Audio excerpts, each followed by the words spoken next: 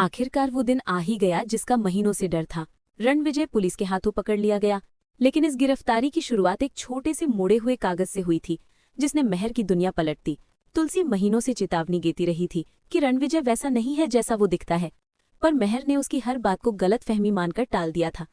लेकिन उस कागज पर लिखे शब्द कि रणविजय परी से नहीं, सिर्फ परिवार की संपत्ति से प्यार करता है, महर का भरोसा चकनाचूर करने के लिए काफी थे। आंखों में आंसू लिए महर तुलसी के कमरे पहुंचा। तुम सही थी। तुलसी की आंखों में दर्द के बीच राहत झलक उठी। उस शाम पूरे परिवार को हवेली के हॉल में बुलाया गया।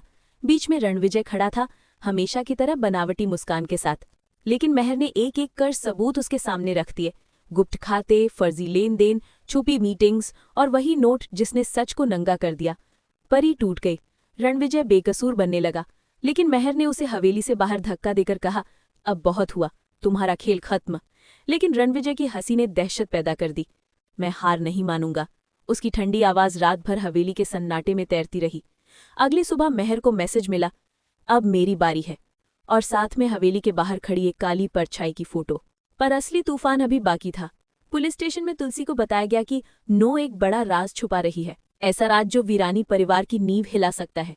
उलझे मन के साथ तुलसी नो के घर गई, जहां उसने महर और नो को तेज बहस में देखा। नो चीख रही थी, तुम्हारा महर मुझसे क्या वादे करके गया है पता भी है? तभी तुलसी का थप्पड़ हवा चीरता हुआ उसके गाल पर पड़ा। ये गुस्से का नहीं, टूटे विश्वास का थप्पड़ था। तुलसी बोली, महर पर इल्जाम लगाने से पहले अपने फैसलों पर नजर डालो। सच तुम जानती हो या जानना नहीं चाहती? महर चुप था, टूटा हुआ। नो रो पड़ी, मैंने कुछ नहीं किया। कमरा खामोश हो गया।